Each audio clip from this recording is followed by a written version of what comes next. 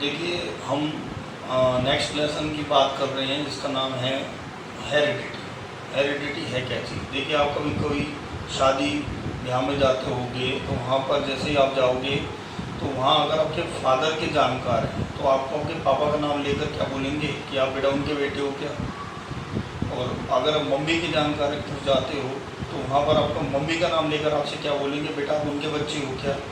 तो वो आपको how do they recognise you, आपको कैसे पहचान लेते हैं, उनको पहचानने का कारण क्या है? क्योंकि हम में जो कैरेक्टर्स हैं, हम में जो सिम्टम्स हमारी बॉडी के अंदर हैं वो हमें आधे हमारे फादर से और आधे हमारी मदर से हमें ट्रांसमिट होते हैं। हम आधे रूप से अपने पिता से और आधे रूप से अपनी माता से क्या करते हैं, मैच करते हैं। हाँ, हम उनसे मैच तो करते हैं पर फिर भी हम उनसे डिफरेंट हैं। क्योंकि कुछ हमें नए लक्षण भी डेवलप होते हैं, that is known as variation, विभिन्नता कहलाती है, जो हम औरों से अलग करते हैं। सभी के दो कान हैं, दो आँख है, एक नाक है, एक मुंह है, सब लोग सिमिलर है, फिर भी अपने आप में सभी डिफरेंस रखते हैं और that are differences are known as variations.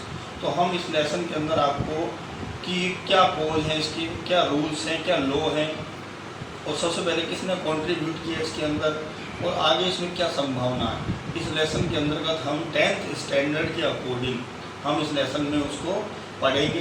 तो सबसे पहले तो मैं इनकी आपको डेफिनेशंस बता रहा हूँ कि क्या डेफिनेशंस हैं।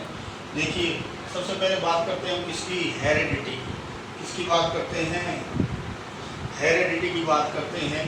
तो different characters which are transmitted from one generation to another generation, जो एक जनरेशन से दूसरी जनरेशन में जो कैरेक्टर आ रहे हैं, जैसे हमारे मम्मी पापा से कैरेक्टर किसमें आए, हम में आए, तो एक जनरेशन से जो दूसरी जनरेशन में कैरेक्टर्स आ रहे हैं, these characters are known as hereditary characters.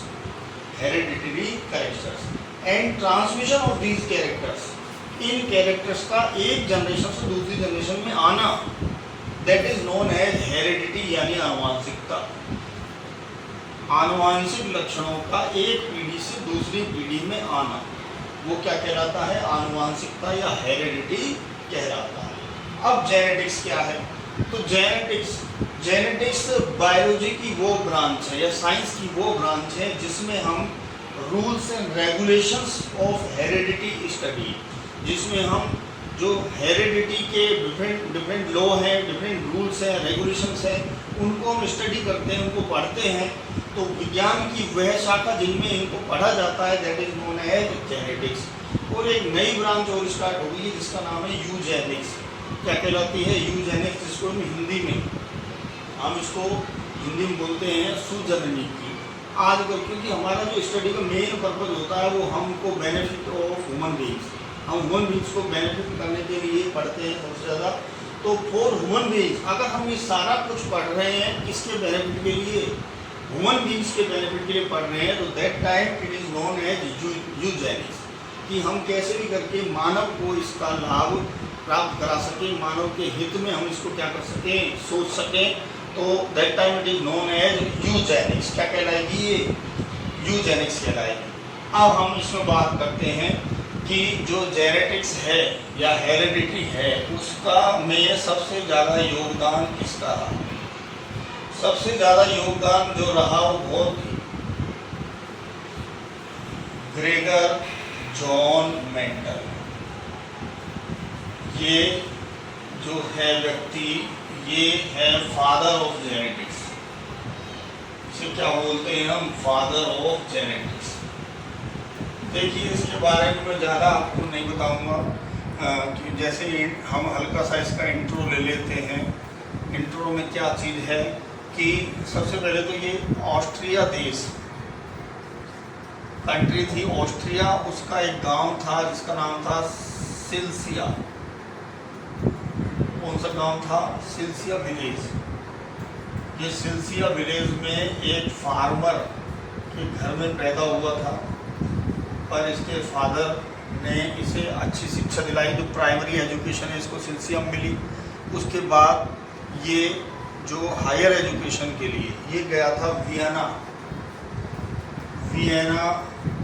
University में, वियना यूनिवर्सिटी में गया था, जहाँ इसने मैथ्स और नेचुरल साइंस, मैथ्स और नेचुरल साइंस से क्या किया, ग्रेजुएशन किया। मैथ्स से इसने यूजी किया, यूजी माने अंडर ग्रेजुएट किया। ये वापस आ गया वियना में ही, और वहाँ पर आकर ये सबसे पहले तो टीचिंग कराने लगा। 10th स्टैंडर्ड तक के बंदों के लिए ये टीचिंग कराने लगा। साथ में अब ये सबसे ज़्यादा पढ़ा हुआ था, इसलिए इसे एक चर्च में एज ए फादर, जो चर्च में प्रीस्ट होते हैं उन्हें फादर कहा जाता है। फादर का मतलब पुजारी, जो प्रीस्ट होता है, अपॉइंट किया गया। अब जो चर्च थी वो काफ़ी बड़ी थी। चर्च में बहुत सारा लैंड थी उसके अंदर, जहाँ पर खेत थे उसके पास में, तो वहाँ पर मटर के प्लांट्स ग्रो होते थे।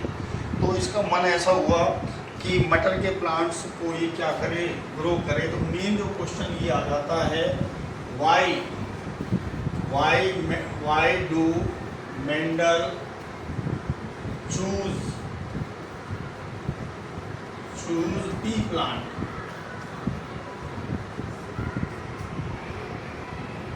तो वहाँ पर पहले तो इसने मटर के प्लांट पर डिफरेंट एक्सपेरिमेंट किए, पी प्लांट जो है उस पर एक्सपेरिमेंट किए, और उन्होंने अपने एक्सपेरिमेंट को एक्सपेरिमेंट ऑफ हाइब्रिडाइजेशन, मैं आपको यहीं पर बता रहा हूँ, एक्सपेरिमेंट्स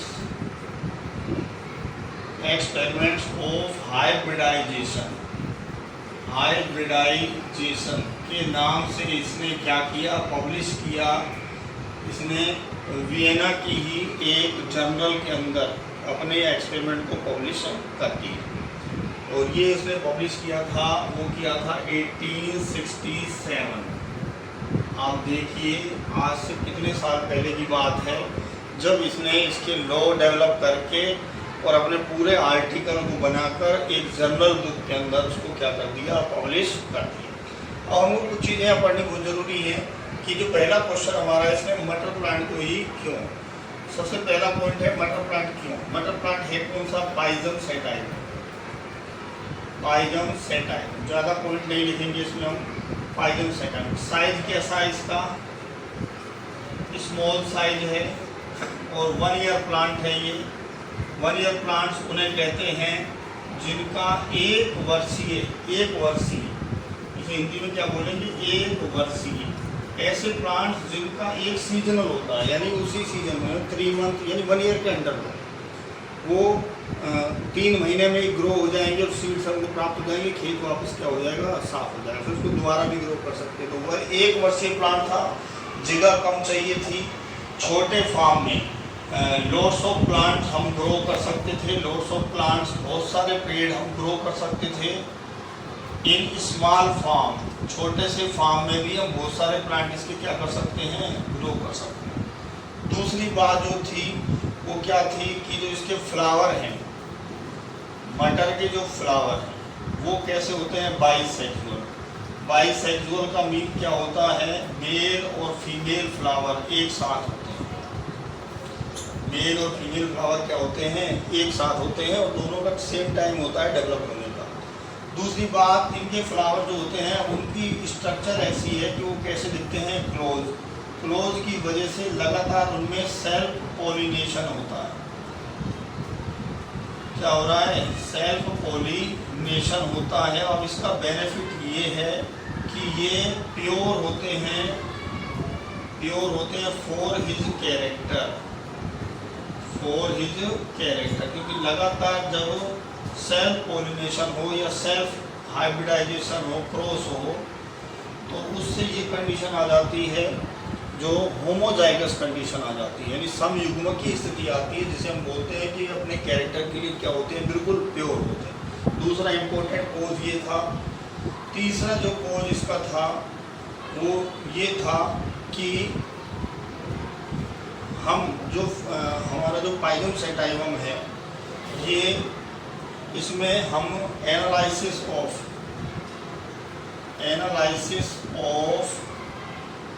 सेवरल जनरेशन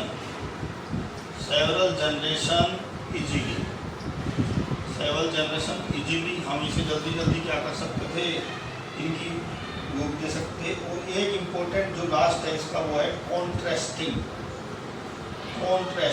कैरेक्टर्स। इसमें कई कैरेक्टर्स ऐसे थे जो एक दूसरे के क्या थे, विलोम थे। जैसे पेड़ का लंबापन, बोनापन।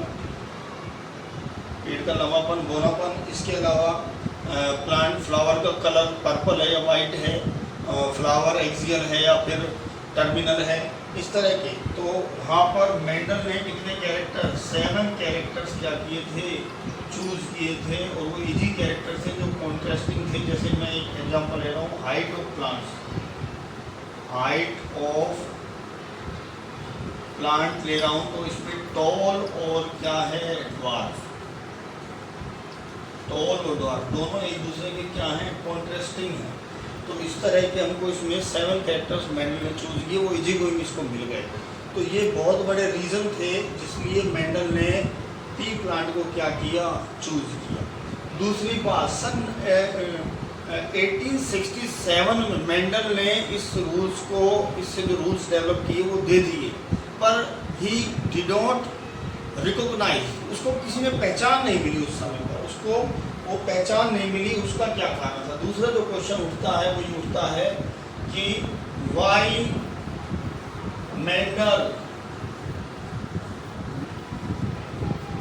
Gate famous for his experiment. अपने एक्सपेरिमेंट्स के लिए वो फेमस क्यों नहीं हुआ? उसको फेमसिटी नहीं मिली थी, उसका क्या कारण था? तो उसे हम यहाँ पर जानेंगे, उसके क्या कारण थे। देखिए, मेंडल जो था उसने एक जो गलती की वो क्या की थी, उसने यूज़ की क्या, मैथमेटिक्स में भी उसने क्या यूज किया, मैं बता दूँ आपको, स्टैटिक्स। अपने रिजल्ट को शो करने के लिए उसने गणित का बहुत प्रयोग किया, स्टैटिक्स बहुत यूज की, जिसकी वजह से नोबडी साइंटिस्ट, कोई जो दूसरे ये वैज्ञानिक थे जो प्राकृतिक साइंस के वैज्ञानिक थे, उनमें से कोई भी इसके एक्सपेरिमेंट को nobody scientist can not understand. उन्हें समझ ही नहीं आया कि क्या बताना चाह रहा है। इतनी ज़्यादा कैलकुलेशन उसने शो की थी कि कोई इसको समझ ही नहीं पाया था। दूसरा जो मेन कोज था वो था डार्विन की एक बुक, डार्विन्स बुक। उस समय बुक लॉन्च हुई थी जिसका नाम था ओरिजिन ऑफ लाइफ, जीवन की उत्पत्ति। सभी साइंटिस्ट का ध्यान किस बुक पर था, इस बुक पर था। इसलिए मेंडल के इन एक्सपेरिमेंट्स पर किसी भी साइंटिस्ट का ध्यान नहीं गया। एक कॉज और भी मान रहे हैं हम इसका कि ये समय से पहले है। मेंडल्स वर्क, जो मेंडल्स ने ये अपने एक्सपेरिमेंट किए, इज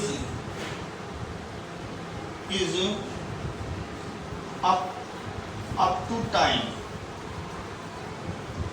ये समय के अनुरूप नहीं थे। लोग इतने ज़्यादा इस चीज़ के बारे में सोचने वाले उस टाइम पर नहीं थे, इसलिए इसके जो आर्टिकल को किसी ने भी गौर नहीं किया और इसको फेमस ये नहीं हो पाया, ये रिकॉग्नाइज्ड नहीं हो पाया। जो नेक्स्ट हम बात करेंगे वो बात करेंगे कि ये इसको कब मिली फेमस, कि कब फेमस हुआ, कब ये रिकॉग्नाइज्ड हुआ। तो भैया रीडिस्कवर, इसके जो ये खोजें थी ये दोबारा क्या हुई, डिस्कवर्ड कब हुआ? 3 साइंटिस्ट थे भैया। एक था आपका हुगो डी व्रीज, एक साइंटिस्ट था हुगो डी व्रीज, एक था कार्ल कोरेंस और एक था भैया टी शेरमार्क। ठीक है, ये 3 साइंटिस्ट अलग अलग फंक्शन करते हुए इन्होंने वही लॉ गेन किए जिनको मेंडल ने पहले ही क्या कर दिया था, दे दिया था। जो अपने आर्टिकल में मेंडल पहले ही बताकर जा चुका था। इन तीनों साइंटिस्टों ने फिर सारा क्रेडिट जो है, क्रेडिट किसे दिया, वो क्रेडिट दिया किसे, मेंडल को। वो क्रेडिट किसे दिया, मेंडल को। और that's why Mendel is known as father of genetics. Mendel को क्या कहा जाने लगा। और ये जो प्रोसेस हुई ये 34 इयर्स के बाद, 34 इयर्स के बाद ये 3 साइंटिस्ट उसी रिजल्ट पर पहुंचे जिनको मेंडल पहले ही दे के जा चुका था। इसीलिए मेंडल को ही फादर ऑफ जेनेटिक्स का टाइटल क्या किया गया, दिया गया। और आज भी हम मेंडल को ही जेनेटिक्स का फादर यानी पिता, आनुवांशिकी का पिता मानकर हम इस चीज़ों को क्या करते हैं, पढ़ते हैं। अब जो नेक्स्ट बात आएगी वो आएगी हम एक्सपेरिमेंट ऑफ मेंडल या मेंडल्स एक्सपेरिमेंट। मेंडल्स एक्सपेरिमेंट, देखिए मेंडल के जो एक्सपेरिमेंट है उसने 7 कैरेक्टर लिए थे टी में। तो उसने अपने एक्सपेरिमेंट को 2 पार्ट्स में डिवाइड किया। 2 पार्ट्स में डिवाइड किया। नंबर 1 पार्ट था वो क्या था, monohybrid, monohybrid hybridisation, monohybrid hybridisation. और दूसरा है डाई हाइब्रिड। तो देखिए मोनोहाइब्रिड हाइब्रिडाइजेशन, दूसरी जो थी वो है आपका दूसरा टाइप डाई हाइब्रिड। लेकिन इन दोनों में थोड़ा सा ही डिफरेंस है। वो क्या है, मोनो माने होता है एक। जब मेंडल ने एक कॉन्ट्रास्टिंग पेयर ऑफ कैरेक्टर लिया that time it is known as monohybrid. और जब उसने 2 पेयर लिए तो that time it is known as dihybrid. जब एक पेयर लिया तो क्या कहलाया, मोनो। और जब 2 लिए तो क्या कहलाया, डाई हाइब्रिड। तो पहले हम पढ़ेंगे किसको, मोनोहाइब्रिड। किसे पढ़ेंगे, मोनोहाइब्रिड। मोनोहाइब्रिड में क्या चीज़ है कि मैं फिर बता दूं आपको, जब वन पेयर ऑफ कॉन्ट्रास्टिंग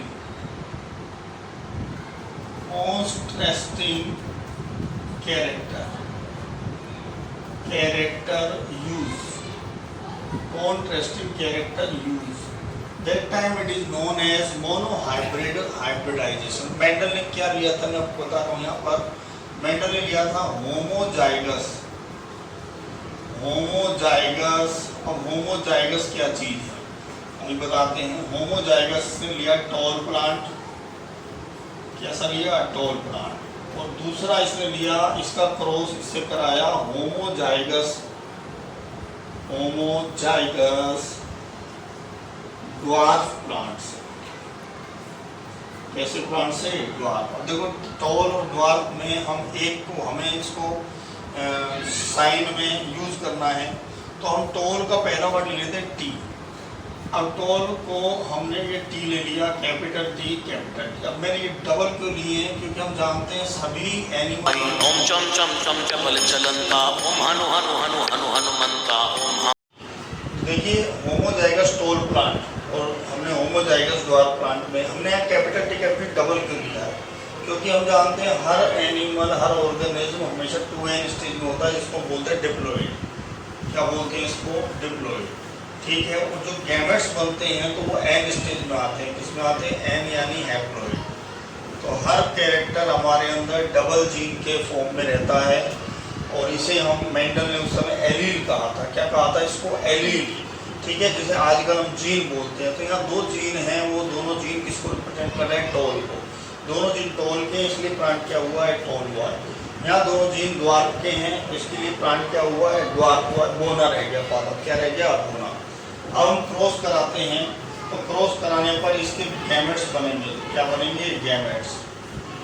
इसके गैमेट्स 2 तरह के बनेंगे, कैपिटल टी और एक ये कैपिटल टी। इसके गैमेट्स भी 2 तरह के बनेंगे, स्मॉल टी और स्मॉल टी। दोनों सेम हैं, इसलिए इनको क्या बोलते हैं, होमोजाइगस।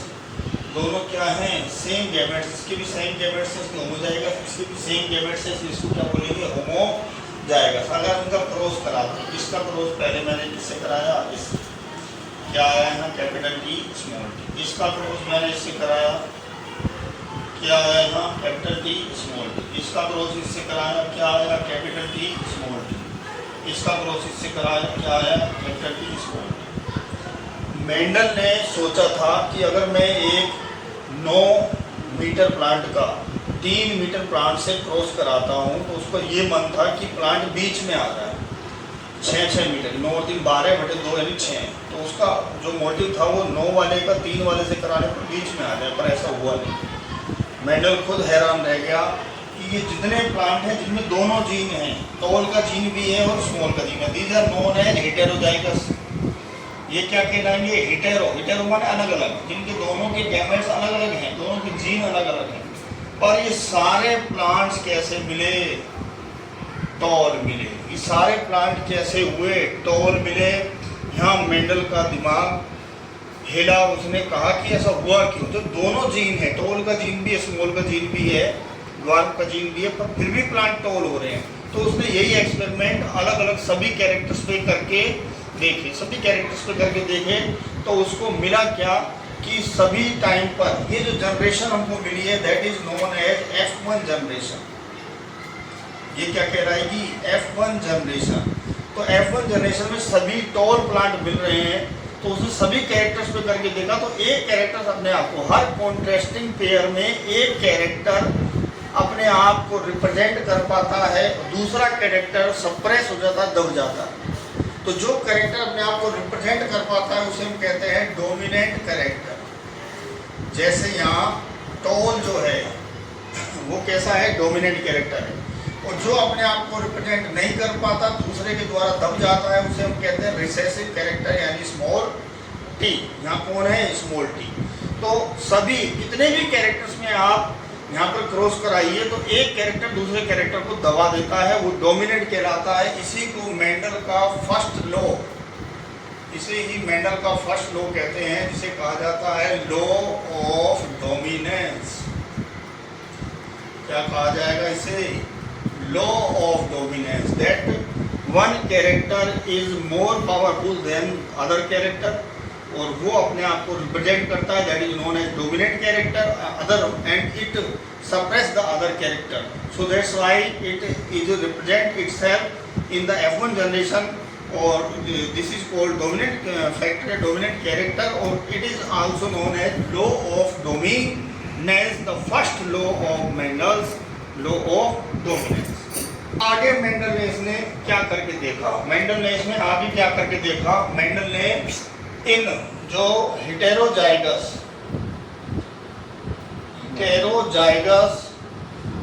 जो टॉल प्लांट मिले, हेटेरोजाइगस जो टॉल प्लांट मिले जिसमें दोनों विकल्पी हैं, दोनों एलील्स हैं, कैपिटल टी स्मॉल टी, इसका क्रॉस फिर किससे कराया, सेम इनका सेल्फ क्रॉस कराया।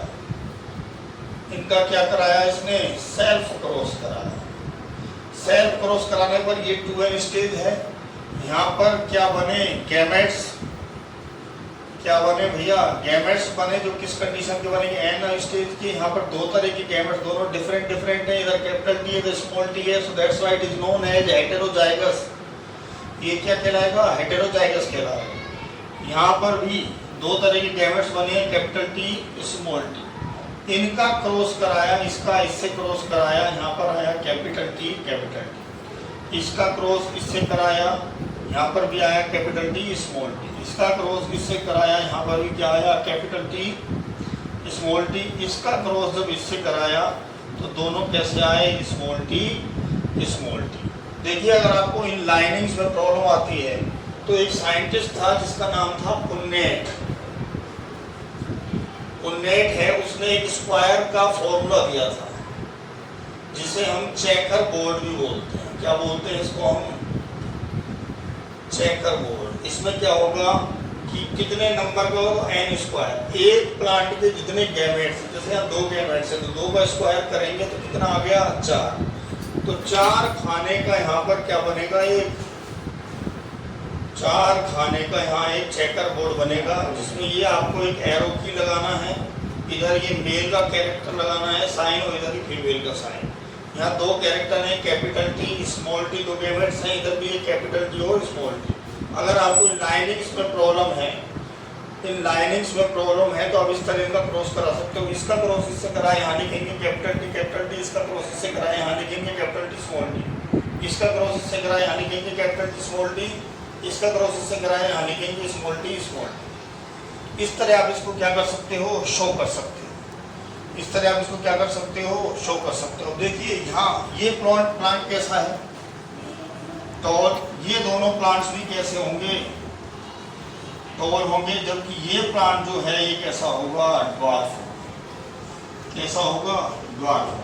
ठीक है, यहाँ तीन प्लांट तो हमको कैसे मिले, टॉल मिले। एक प्लांट कैसा मिला हमको, ड्वार्फ। तीन प्लांट टॉल हैं, एक प्लांट कैसा है, ड्वार्फ। कैसा है, ड्वार्फ है। जो रेशो आया है वो 3:1 आया है। इस रेशो को हम बोलते हैं भैया फिनोटाइप। क्या बोलते हैं इसे, फिनोटाइप। तो देखो फिनोटाइप है क्या, फिनोटाइप है क्या, ए रिलेशन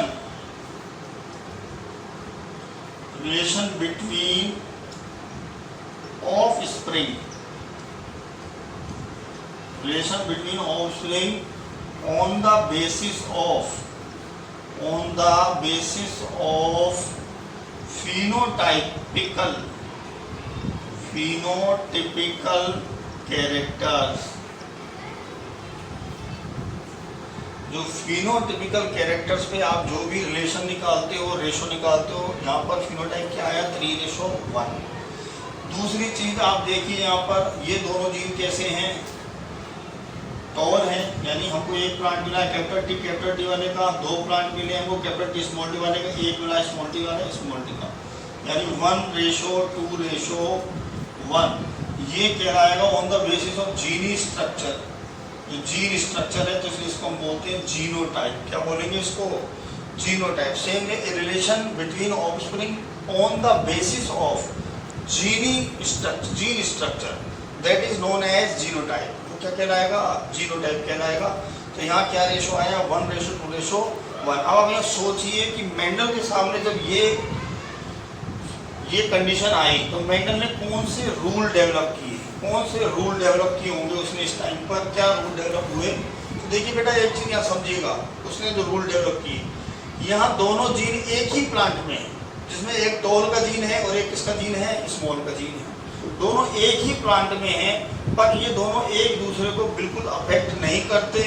जब यहाँ गैमेट्स बन रहे हैं, क्या बन रहे हैं, यहाँ गैमेट्स बन रहे हैं, ये गैमेट्स बना, ये दोनों अलग अलग, ये गैमेट्स। अब ये किसके लिए है, कैपिटल टी किसके लिए यूज होता है, टॉल के लिए, स्मॉल टी किसके लिए यूज हो रहा है, ड्वार्फ के लिए।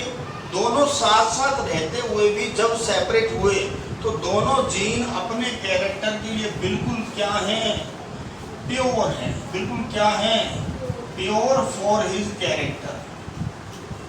दोनों क्या हैं, दोनों गैमेट्स बिल्कुल प्योर हैं अपने कैरेक्टर्स के लिए। इसलिए इस रूल को जो सेकंड लॉ इसने बनाया वो था law of purity of gametes. यानी जब गैमेट्स बनेंगे तो वो एक दूसरे को बिल्कुल अफेक्ट नहीं करते, इन्फ्लुएंस नहीं करते, कोई प्रभाव नहीं डालते युग्मक एक दूसरे पर। और जो दोनों युग्मक बनेंगे वो अपने लक्षण के लिए पूर्ण शुद्ध होते हैं, बिल्कुल प्योर होते हैं, प्योरिटी होगी। That's why it is known as law of purity of gametes. अब दूसरा इसी रूल का या इसी लॉ का एक नाम और भी है कि दोनों कैरेक्टर साथ साथ रहते हुए भी जब गैमेट्स का फॉर्मेशन होता है तो बिल्कुल एक दूसरे से क्या हो जाते हैं, अलग हो जाते हैं, दोनों से क्या हो जाते हैं, सेपरेट हो जाते हैं। इसलिए इसे एक नाम और भी मिला, वो मिला लॉ ऑफ सेग्रीगेशन। क्या कहलाता है भैया, ये लॉ ऑफ सेग्रीगेशन कहलाता है। तो ये कौन सा लॉ है जिसके दो नाम हैं, ये सेकंड लॉ है। कौन सा लॉ है ये, सेकंड लॉ ऑफ जो जेनेटिक्स है वो क्या है, लो ऑफ प्योरिटी ऑफ गैमेट्स या फिर लो ऑफ सेग्रीगेशन, क्योंकि दोनों सेपरेट हो जाते हैं और हर गैमेट अपने आप में पूर्णतः प्योर होता है, इसलिए इसको प्योरिटी ऑफ गैमेट्स लो भी कहते हैं। धन्यवाद।